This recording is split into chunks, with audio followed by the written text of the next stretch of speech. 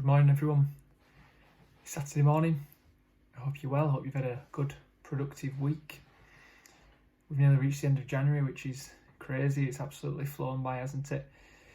Over the last week, I've been watching a documentary, a sports documentary about Tiger Woods, the golfer. The documentary is aptly named Tiger, and it gives an insight to the life of someone who could easily be argued as being maybe the greatest sportsman of all time, up there with Michael Jordan and the likes of.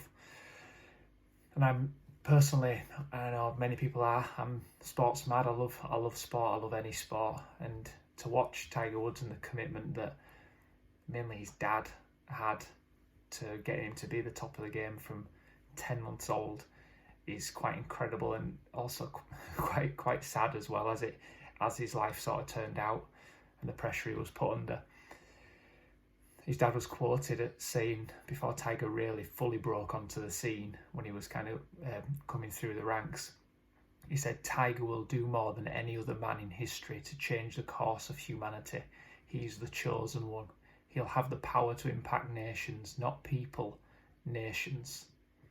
No pressure, Tiger, eh? And anyone who knows anything about Tiger Woods will know that he's broke many records in golf. Probably the best golfer of all time, most people would argue. He's won 82 championships. He holds a title, he holds a second place for most majors won in golf.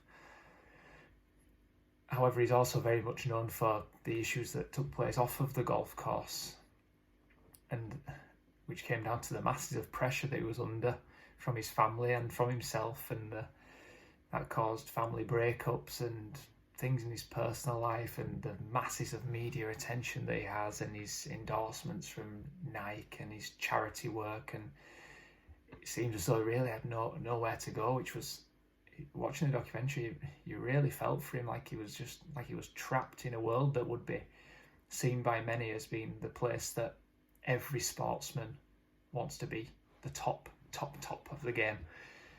But he was lost there.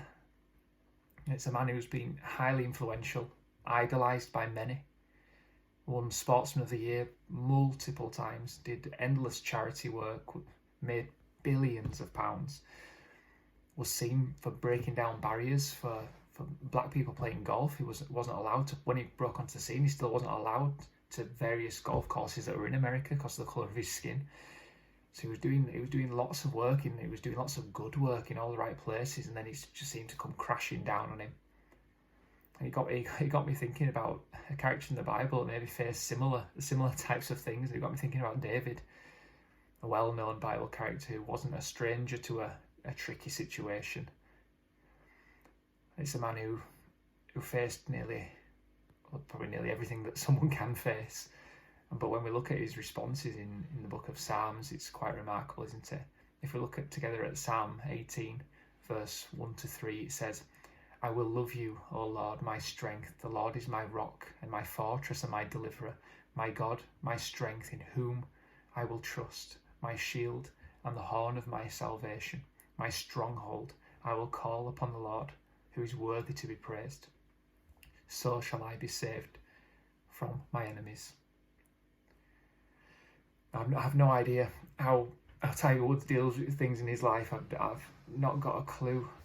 But I do know how us as believers can deal with things in our life, and when things are going wrong, when we might seem like we've got everything and things don't go the way we think, we've got someone like David has said, who's our strength, our rock, our fortress, our deliverer, our shield, our stronghold, and someone that is very much worthy of praising. But this also comes with an element of sadness to an extent, doesn't it, for us, that in a world where there's the approximate is that there's about 3 billion people that are yet to be touched by the gospel or hear the gospel, 3 billion, and then however many billion that have heard it and not bothered or ignored it, or for whatever reason that might be, who don't have those things that David speaks about, that we know we have, that we can rejoice in.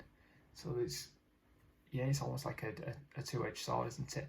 So my prayer for us today would be that we won't let lockdown and the fact that we're stuck in this house, or the fact that we can't go to another country, even if we want to go to the ends of the earth at the moment, stop us from reaching out to the people that are closest to us, the people that are around us, to our neighbours, as well as praying for the missionaries that we have, the missionaries that we've sent out from Church on the Way that we've got in various places around the world, which we're so blessed to be able to support, and praying that the gospel will continue to spread, it'll continue to reach the ends of the earth, continue to touch lives of people, everyone who needs it, from the most famous celebrities in the world, who maybe we just sometimes feel like aren't even really human, who also desperately need it, who probably struggle more than anyone, to be honest.